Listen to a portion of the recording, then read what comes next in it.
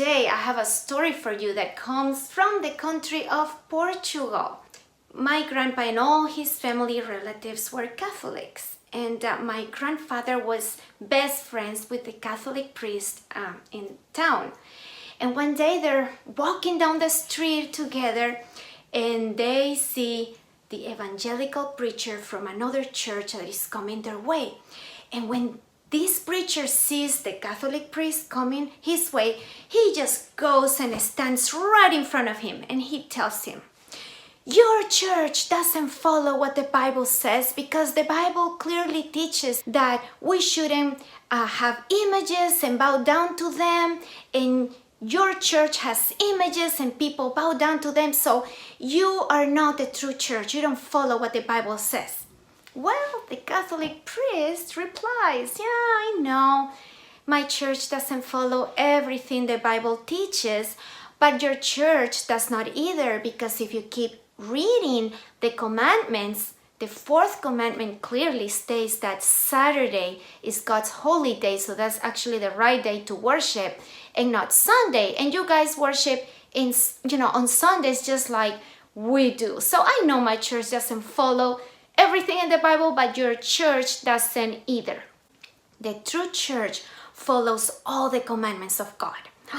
My grandpa was in shock because he had never heard these teachings before from the Bible. So he didn't say anything, but what he learned that day, he kept in his heart. Well, many years pass by and another Catholic priest comes to town, and around this time, one of my uncles finds out that this tiny church in town is going to have some prophecy seminars. But my grandpa said, "You know what? You need to find out if that's the true church. Ask the pastor what's the true day to worship, and if he says Sunday, then we won't go, because we know that's not the true church." So my uncle goes, and so he goes back home and tells my grandpa, "You know what? The pastor in that tiny church says it's Saturday." "Oh, okay, so that must be the true church, so we'll go to those meetings." And they did. Well, they got baptized and they became the first Seventh-day Adventists in that little town. But when the new Catholic priest found out that my grandpa's family had become Seventh-day Adventists, he got so upset that the next time he had Mass, he told everybody there that they could not speak to my grandpa's family anymore. And my father remembers the day after this happened, when he went to school and all the children came and spat at him. And you know what, boys and girls? The day is coming when the Bible tells us that all who try to live a godly life and follow Jesus will be persecuted.